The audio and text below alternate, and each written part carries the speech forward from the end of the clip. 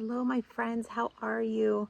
Another video so soon. I know that's crazy. This is like so not like me.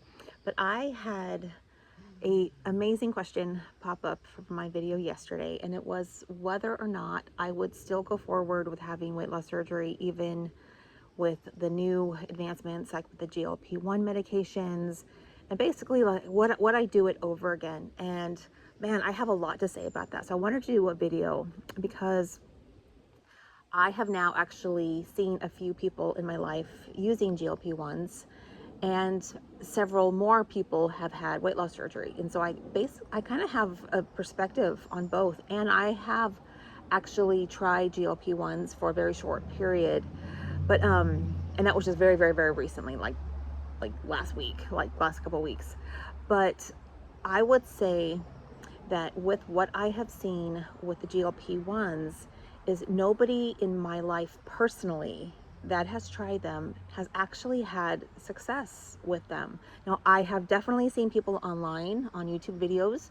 I have seen like Dory, I think it's Dory VSG. I mean, she's had been very, very, very successful using GLP-1s, but her doctor, I guess, gave it to her like really like early on, so she's been able to maintain her weight loss.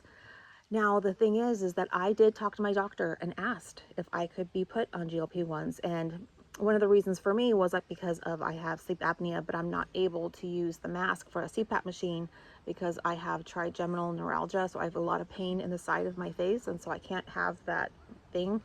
And so Zepbound, which is a GLP-1 variation, has been approved for sleep apnea.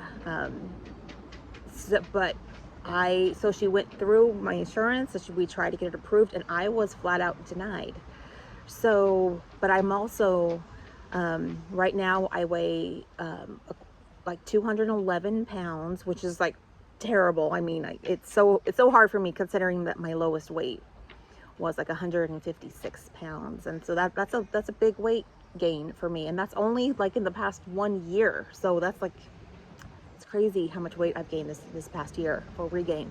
I'm also year 8 post-op, so I guess it's pretty common, kind of. You know, I see it a lot of people out that I used to follow back in when I was new to this whole scene.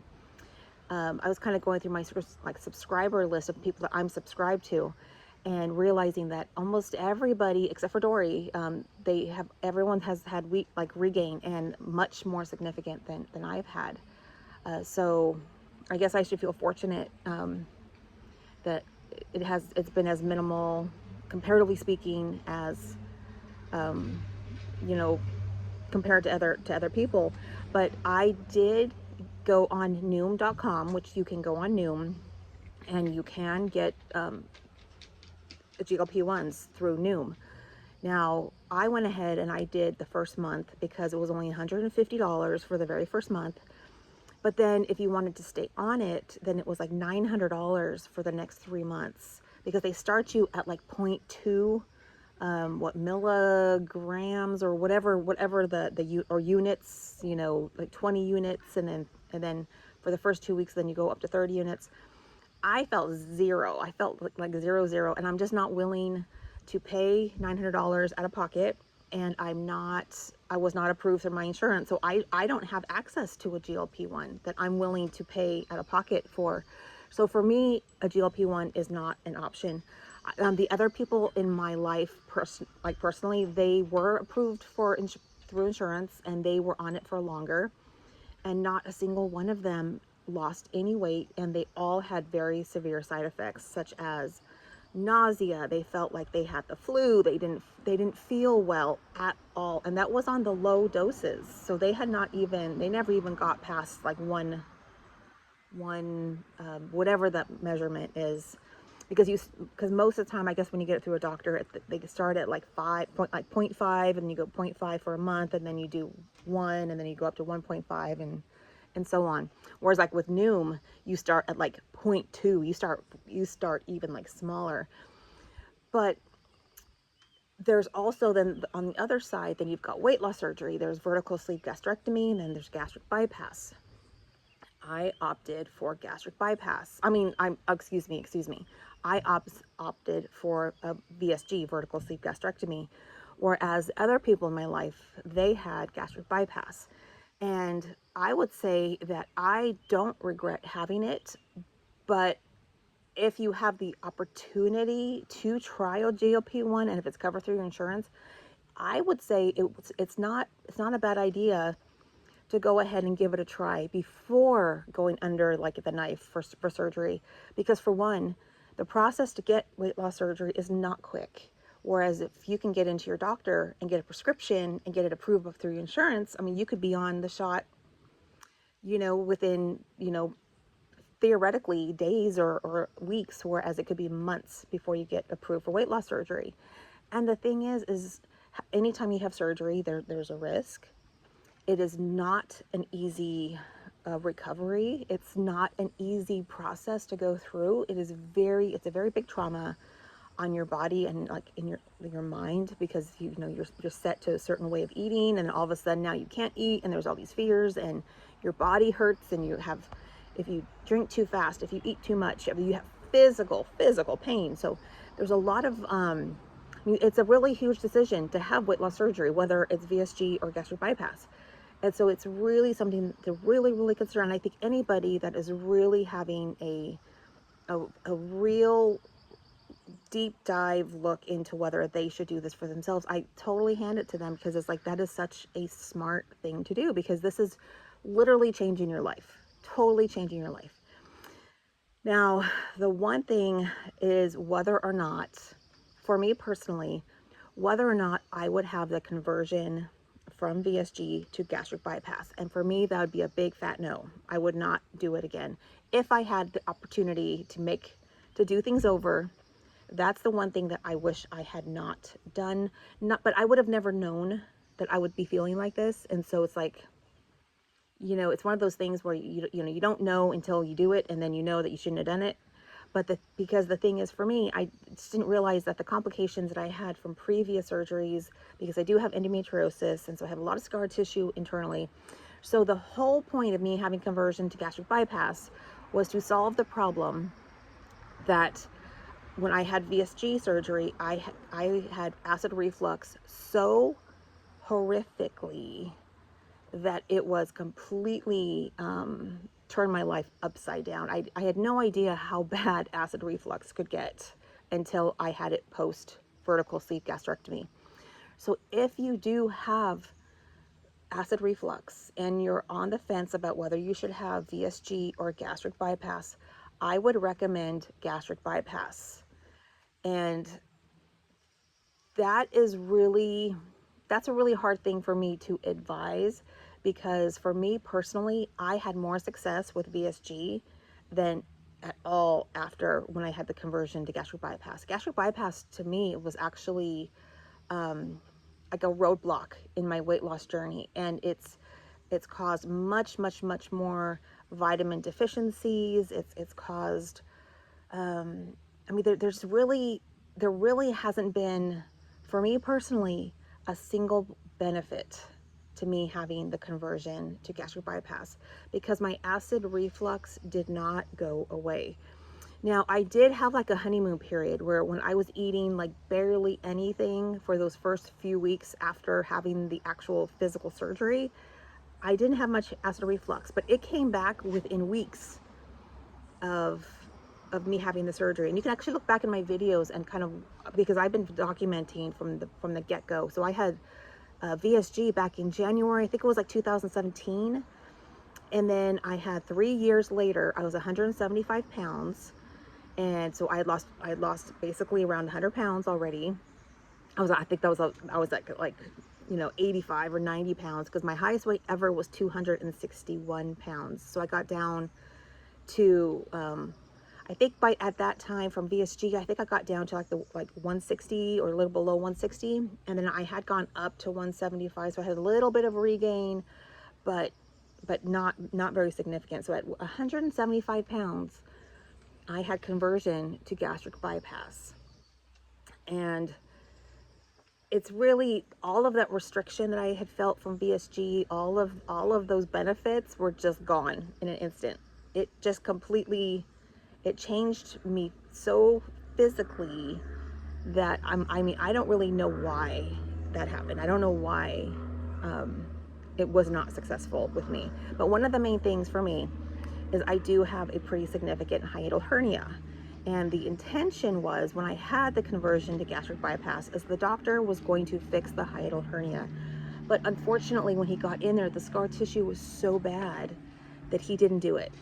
And so I still have that darn hiatal hernia. And the problem is that GERD, you know, acid reflux, if it's left to its own, you know, going forward for years and years and years, you can develop a condition called Barrett's esophagus. Now, what that is, it's basically where the cells in your stomach are highly tuned to breaking down foods and to being very protective. Well, what happens with Barrett's esophagus is that, you know, in your esophagus, those cells are not intended, they're not like the same cells as are inside of your stomach. Well, those cells start to go up into your esophagus. But what that means is it's your cells are mutating, and because of the erosion and because of all this acid over like years and years and years and years, and so those are actually precancerous cells now, and that could not for everybody, but it could lead to esophageal cancer. So that is why I opted to have the conversion surgery, because I'm terrified of esophageal cancer or any cancer.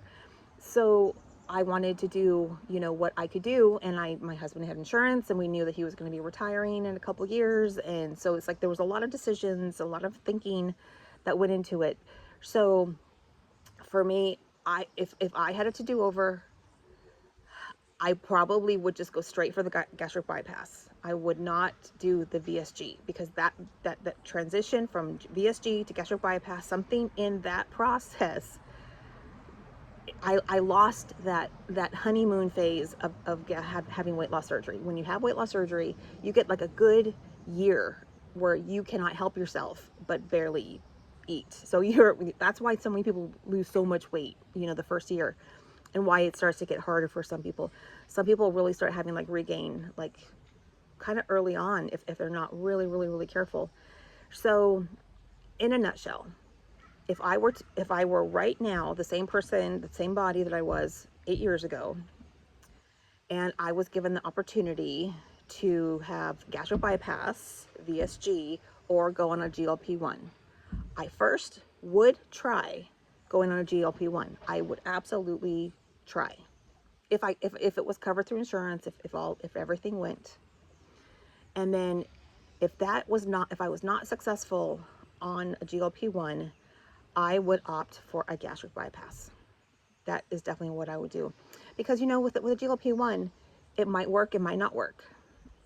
With weight loss surgery, it's going to work to some degree.